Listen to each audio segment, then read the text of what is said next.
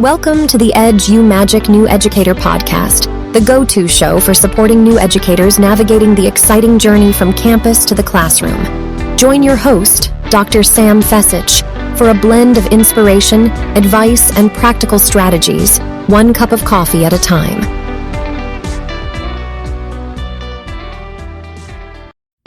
Hi, I'm Steve Miletto from the Teaching, Learning, Leading K-12 podcast, a part of the Education Podcast Network, just like the show you're listening to now. Shows on the network are individually owned, and opinions expressed may not reflect others. Find other interesting education podcasts at edupodcastnetwork.com. Hello, Edumagicians, and welcome back to another episode of the Edumagic podcast. My name is Dr. Sam Fessich, and today we're talking all about personal care aides or personal care assistants, otherwise known as PCAs. So if you're a student teacher or a field student and you have a personal care aide in the classroom that you're working with, turn it up and get some notes going, because this episode is going to be jam-packed with tips and strategies to help support you in building relationships with personal care aides. My guest today is Katie Lechenby. She is a professor at Slippery Rock University who teaches coursework related to special education. Katie, welcome to the show. Thanks for having me. I'm so excited. Yeah, I'm excited to have you on. I'm excited to chat about this topic. I think it's so important for our field and our student teachers in the special ed work to get to know their personal care aides that are working with students or classroom assistants that are working with students. It's just another part of being an educator. Yeah, so, I think it's something that we don't talk a lot about in our classes as well. So right. It is definitely an important topic to cover. For sure. So, Katie, would you mind sharing a little bit about your teaching story, what brought you into education, and what are you currently doing? Sure. So I went to Slippery Rock as an undergrad student. I was majoring in music therapy and special ed. And so my freshman year, I sort of realized that for music therapy, I would have to do a 6-month full-time internship.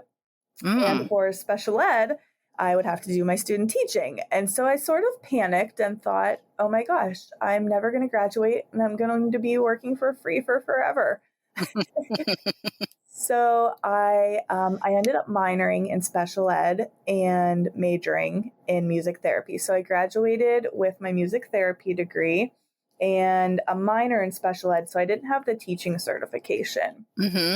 So I went back to Slippery Rock about a year later. I worked as a graduate assistant in graduate admissions, so they paid for me to go back to school. So I got my master's in special ed, and I also added on my teaching certification, and I got a post-bac degree in elementary ed because my advisor at the time stressed, how important it was to have that dual certification in elementary and special ed.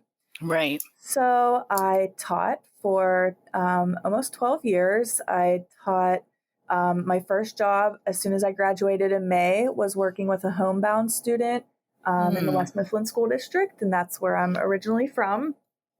So I went into his house, and we basically did a lot of music therapy with him. He was pretty severe cerebral palsy, nonverbal. So I would take my guitar. We'd do a lot of singing and a lot of movement activities. And then I was hired by West Mifflin to start their first district autistic support classroom. They had their teachers from the intermediate unit before. Right. So I taught K-2 autistic support. And then for the next year, I was hired by Bethel Park School District, where I taught for 10 years as a 5th and 6th grade learning support teacher. Wow, what a journey. Yeah. And one day I came home from school and there was a postcard from Slippery Rock that they had started a doctoral program in special ed. And I kind of thought, that'd be cool to have doctor in front of my name, not really knowing what I was going to do with it. Or what you were getting into? Yeah, that too. Yes. Well, that's funny because I applied and I got in, and the cohort started in January. And so I got the syllabi for the semester, and I read them and went, yeah, no, we are not ready for that. So I had 2 kids at the time and was teaching full time. And I thought, I can't go back to school. I can't do this. I don't remember how to cite anything or what APA even is. So I knew from working in graduate admissions that I could defer for a year. And Ah. so I was like, we're going to revisit this next year. And then when next year rolled around, I knew it was either, okay, I do this now or I don't get my deposit back, which I had paid Mm-hmm. for with my own money. And the district that I was in did not pay for teachers to get a doctorate degree. Oh. They only paid for you to get your master's. And so I was like, well, I don't want to lose my money, so Yep. we're going to do this. And so when I was getting my doctoral degree, I had a practicum student from Robert Morris in my classroom, and her field supervisor came to watch her, came to observe her teach. And she actually ended up being the department head of the education department at Robert Morris. And she said, "Hey, my student said that you're getting your doctorate. What are you going to do with it?" I said, "I don't really know." It just sounded like fun. Yeah, I knew I wanted to do it before my kids got older and before they were involved in activities. And Mm-hmm. so she said, "Well, do you want to teach at the college level?" I said, "I don't really know." And she said, "Well, I have this class. It's a night class and I need somebody to come teach it. It's a transition class." So I said, "Okay, sure. Why not?" Again, not really Mm-hmm. knowing what I'm getting into. So it ended up being an 8-week class, which meant it was a 4-hour night class. Ooh, okay. First class I ever taught. Um, so that was a little intimidating, but I was a nervous wreck, like sweaty and just nervous as could be, but I ended up loving it. I loved Oh. teaching the students. I loved taking what I was doing in my own school building and, using it to prepare future teachers. Mm-hmm. And so after I graduated with my doctorate, I taught for 2 years at St. Vincent College. And then I was hired at Slippery Rock. So this is my second year at Slippery Rock. So I'm seeing a lot of themes in your story, Katie, which is just do it. Let's see Yeah. what happens. I Yeah. love that. I Mhm. love that attitude. And, jumping in with both feet. And I think that's a strategy that student teachers sometimes are a little nervous to do, especially going in to their first field or their first student teaching in a special ed classroom. How do they Mhm. just jump in with both feet? And, one thing that we stress to them is to get to know your students, get to know your co-op or your cooperating teacher, your mentor teacher, whatever you want to call the teacher of record that you're working with, and building relationships with the support personnel in that Mhm. classroom. That's one way to jump in with both feet. And also don't just sit in the back like a creeper because that's weird. So Yes. you want to you want to get involved with the students. Yes. Yeah. So today we're focusing in on personal care aides and personal care assistants. Let's just start with just defining some terms for our listeners. So who are the PCAs? We're going to call them PCAs from here on out in our episode. Who are they and what is their role in the classroom? Also, how do they differ from TSS workers?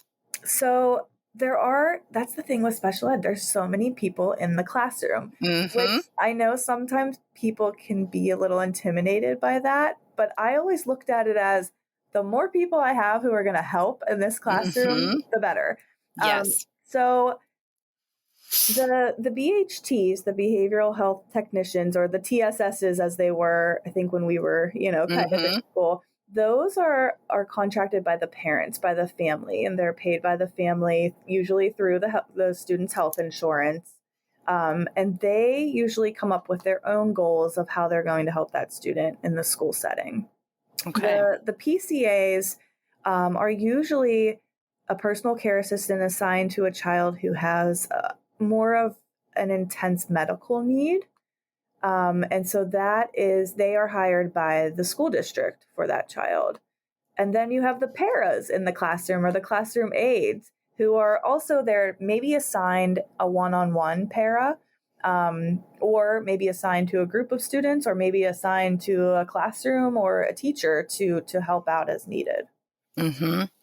So I'm hearing the behavioral support and the PCAs are assigned to one specific student.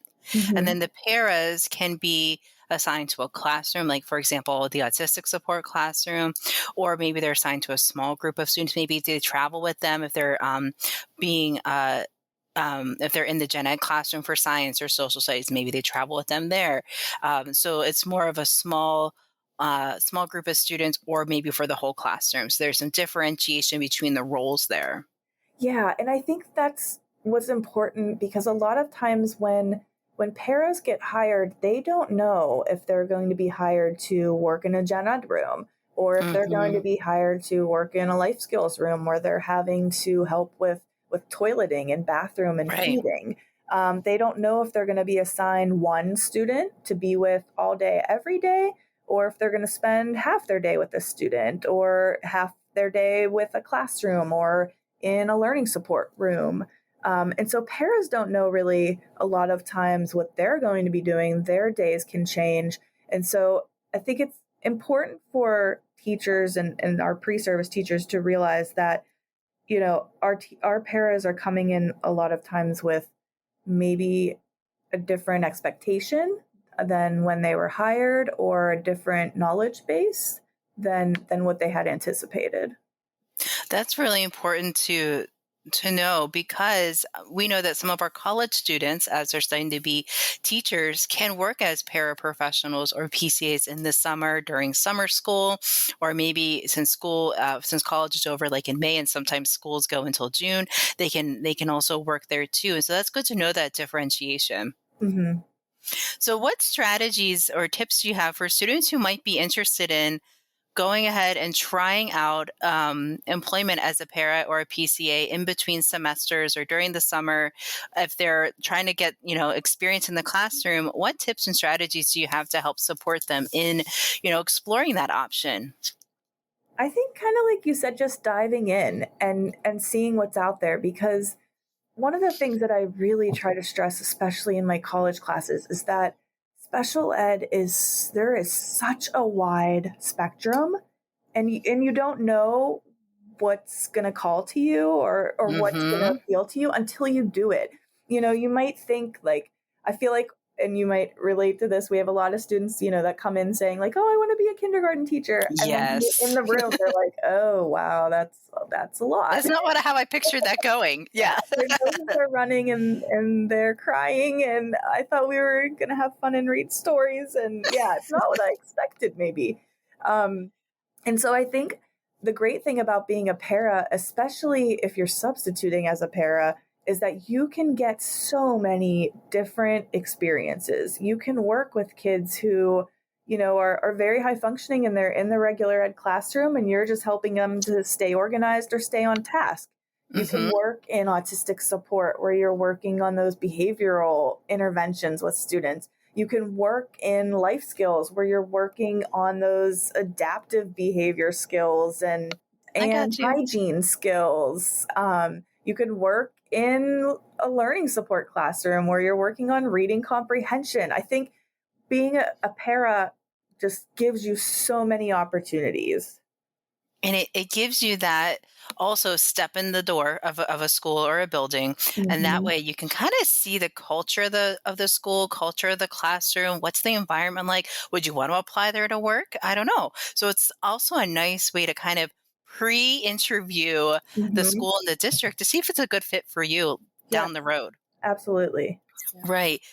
I highly recommend if you can jump in and do a para or a PCA role. I think that's a fantastic experience because, like you said, you get a variety of experiences working with lots of different students. You can also check out the school and the district, kind of network there too, which are all lots of positives, and of course, a resume booster. Absolutely. So let's talk about for some of our students who just started student teaching, maybe this week or last week, and they're in a special ed classroom. For me, whenever I first started my first year teaching, I had 8 students and I had a classroom aide. 3 of my students had their own personal care aide. I also had a student who had a nurse with him. So there were a lot of adults, and all the adults, as I was 21, were older than me. It was very intimidating because thinking, okay, I'm the teacher of record. And all these adults have more experience than me. They're also older than me. So it can be very intimidating, especially as a student teacher going into a space where there's a lot of people there to help and support. So how can we start to build those meaningful relationships with the support staff that are in that classroom? I totally agree with you. I felt like I I I couldn't tell my parents what to do because Hmm. that would be me being bossy. And like you said, they were older than me. And I felt like that would be disrespectful if I'm telling Yes. someone older. Yeah. And that, I think one of, my fears was, yeah, that age difference can be very intimidating. I think one of the things I always worried about was like, we always have this fear of getting in trouble, like you said, Hmm. as being the teacher of record. And so I think I was always, and other teachers might feel this way, maybe scared to delegate Oh, responsibility. that's a good point. I felt like I had to do everything myself to prove that I was the good, I'm a good teacher. I know what I'm Hmm. doing. And we're not really taught in our college classes how to delegate or what to Hmm. delegate and how to do that. So I think one of the biggest things is communication from Yeah. the start. Setting up clear communication of who's going to do what, whose responsibilities are, and really sitting down and having those conversations, of here's what our day is going to look like. Here's what I like in our classroom. Here's what this student's needs are. And communicating about the students is so important because we can't expect parents to work with kids if they don't know their background or their strengths or Right. their areas of needs. Absolutely. I like how you talked about delegating, making it student centered because everyone's there to support our students. So let's work together as a team. Mhm. As a student teacher coming in, and let's say it's our first few days of observation, what are some ways that they can start interacting with the PCAs, with the other support staff in the classroom? What are some tips that you have for them to, yes, they're going to interact with their co-op, but there's also a lot of other people there. So what are some ways they can start building those relationships beyond the delegation?